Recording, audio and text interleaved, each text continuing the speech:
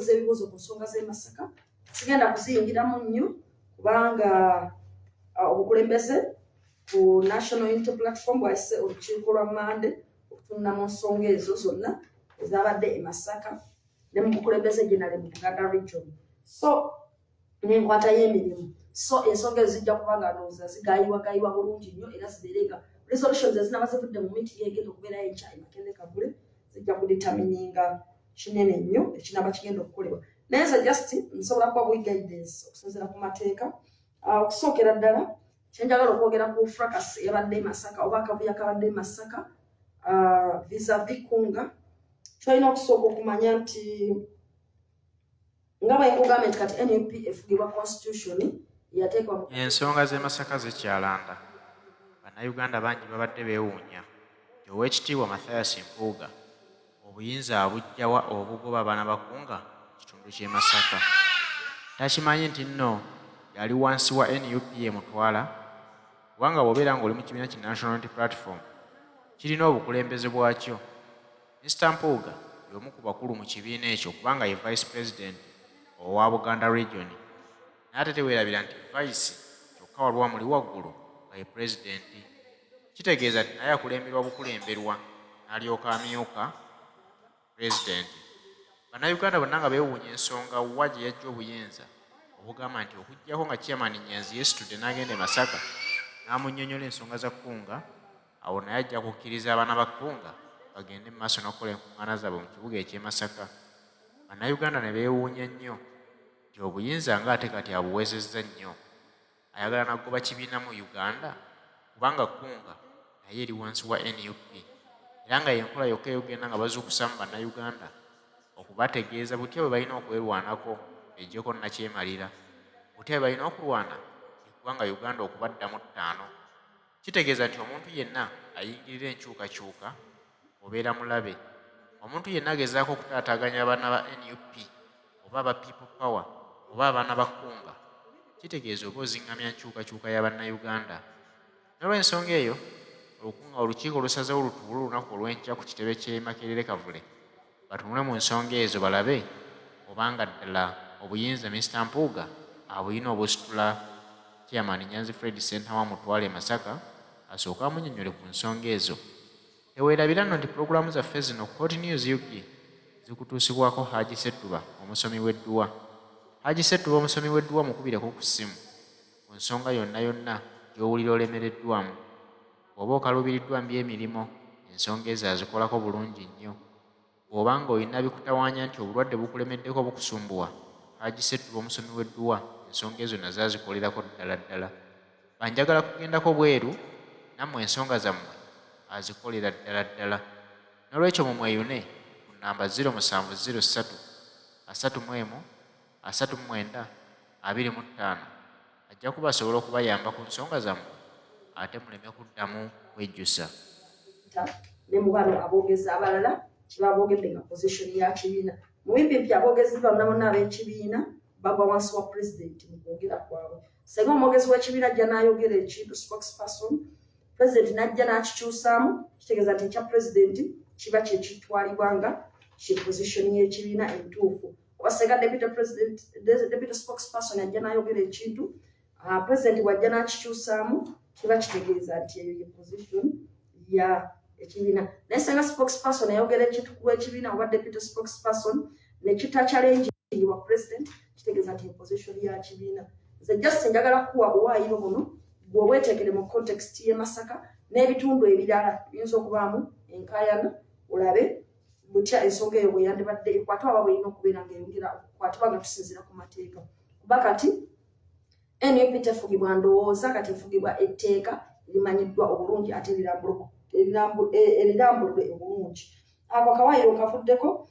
Then kyenjagala okulaga ekirala, amaanyi g'abantu mu kibiina ani asinga obunene ekuddakaani nekuddakaani. Bw'oba ogenze mu kawaayiro 83A yakulaga akawaayiro 83A ke kakulaga amaanyi ani alina okwogera ki n'ani alina okwogera ki. Akawaayiro 83A yes akawairo 83 konna basically kogera ku deputy presidents naye bw'okatunuulira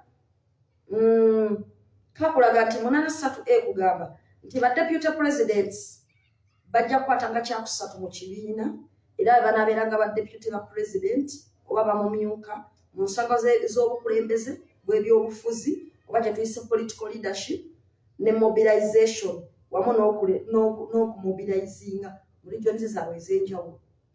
Kitegeeza okusinziira ku tteeka lino ku kawaayiro kano 83 deputy president akwata kyakusatu mu kibiina mu maanyi. Kitegeeza ani amusooka ye president yakwata ekisooka. President bw'avaako ne kuttako gwe baayise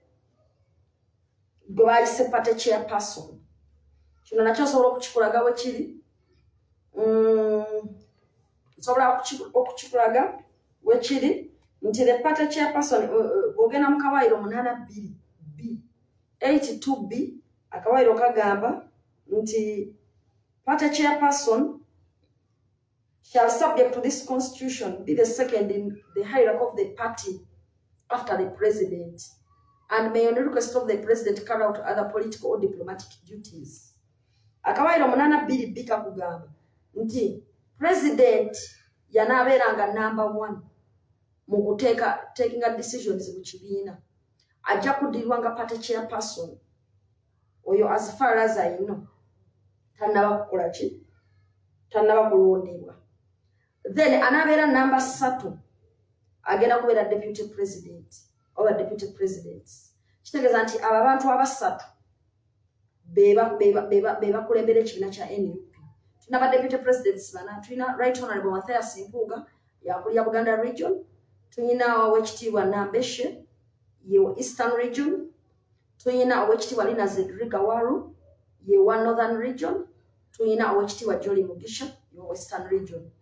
So President Kyagulanyi yasooka ne kuddako party chairperson atannategeerekeka kuba tannalondebwa ne kuddako ba deputy president Ssaababana ng'era bonna benkanya amaanyi naye nga bakwata kyakusatu mu party. Era nga bagambye nti mu kyokusatu ekyo kye bakwata beba deputy ba president ngera ekigambo ekyo nti deputy president mu nsonga z'okukulembera ebyobufuzi ne mobilization mu bitundu gye batwala. Akawaayiro namba 83A 83B neekugamba nti ba deputy presidents basobola okukola emirimu gyonna president gy'abagambye okukola, emirala gyonna egisukka ku giri yenkugambyeko waggulu mu 83A. Kuba 83A balina political leadership, balina okuprovidinga obukulembeze obw'ebyobufuzi bifo gye batwala, then ne baheadinga neki ne bagaidinga ne ku mobilization mu bitundu gye batwala. Ekiteeka bwe kigamba. Naye mu B ne babagamba 83B nti naye president asobola okubakwasa ne bakolayo ku birala. Basobola okukola ku birala naye nga president yamaze okubibagamba. For example, Robert Kyagulanyi Center president asobola okuwandiikira Mpuuga n'amugamba nti yadde kino siriiwo oba mbadde nina assignment mu Canada genda oginkolere. Naye mu mateeka mu 83B Mpuuga agikola nga Kyagulanyi amaze giteeka mu buwandiike. For avoidance of doubt, the president may in writing assign any of the deputy presidents to carry out any political, diplomatic or administrative functions on his or her behalf for a specified period of time. Kitegeeza deputy president bw'aba n'akola omulimu omulala gwonna oguli ebweru wa mobilization, eguli ebweru wa providing a political leadership, nga guli diplomatic oba guli administrative, n'omulala gwonna oguli political oyinza okuba nga tegulina mu region ye, awo president ajja kusooka ng'amuwandiikire. Kati njagala ngezaako okulaga amaanyi ga president, party chairperson ne ba deputy presidents bakwata kyakusatu. Yes, of course, one of Secretary General 84, naye Secretary General see topic of gundi contention. Of course, one I know Obuyinza ku bintu bingi nnyo wano byenjawulo mu kibiina naye okusinziira mu discussion ya Masaka Fracas, Secretary General sijja mu discussinga njagala ne meeting ku byabadde Masaka ndowooza awo nawo mutegeddewo then bwe tumala kuva ku nsonga za hierarchy nze nkuwa obuwaayiro buno ne mbukunyonyola kati gwe bw'oba omaze live eno oddeyo obugattiga tufune answers zo ku byabadde Masaka era osobole n'okumanya ekibiina kyaffe kyandibadde kikola kitya oba ani yabadde mu nsobi ani alina okukola ekituufu ani yayogedde obubi ani alina okutereeza oba bonna babadde batuufu oba bonna babadde bakola ku lwa bulungi bwe kiri gy'oli obeere ng'ogattagatta obuwaayiro buno ngenda kuwaako obutono kuba siri ndi mulwadde sijja kubeera na live mpanvu naye ngenda kuwaako obutono nnyo then naawe osobola okufuna kopi ya constitution kasita obeera ng'oli member wa party oba n'obeera ng'osobola ogyaccessinga bonna naawe n'ogyesomera n'ogitegeera then batuvaawo waliwo akawaayiro akogera ku party structures akawaayiro akogera ku structures za party sijja kutwala wala kampali ku article 6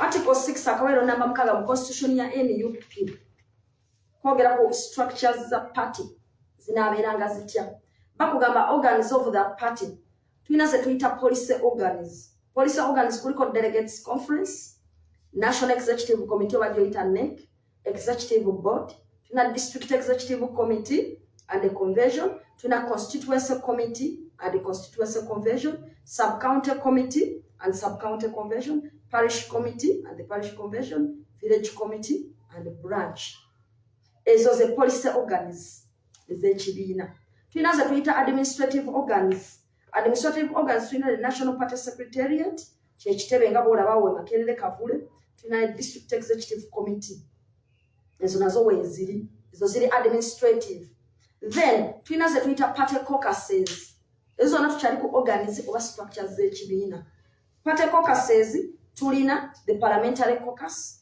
the national local government caucus the district city municipality division sub-county or town council and parish caucuses yes ezo party caucuses mu D tukyali ku article 6 D tulina ze tuyita standing committees and other organs mu standing committees tulinamu ya disciplinary ethics and reconciliation committee tulina election management committee election petitions tribunal the diaspora leadership council the mobilization committee the finance committee the committee on legal and human rights affairs the committee on policy and research the committee on organization and party building the committee on training and leadership development and the advisory council ezo the standing committees and other organs then tulina under E article 6E tulina the assemblies of special groups tulina A the National Assembly for Women the National Assembly for Youth the National Assembly for Institutions National Assembly for the Elderly the National Assembly for Persons with Disabilities the National Assembly for Professionals the National Assembly for the Informal Sector zezo kakati bwe tuba tutunuulidde tulina policy organs administrative organs party caucuses standing committees and other organs assemblies of special groups zino zonna z'olabye ensoma ziba ziri eyo wansi ku ground nga zikola ebintu ebyenjawulo ezo zirina obukulembeze obwenjawulo parliamentary caucus erina obukulembeze national government caucus erina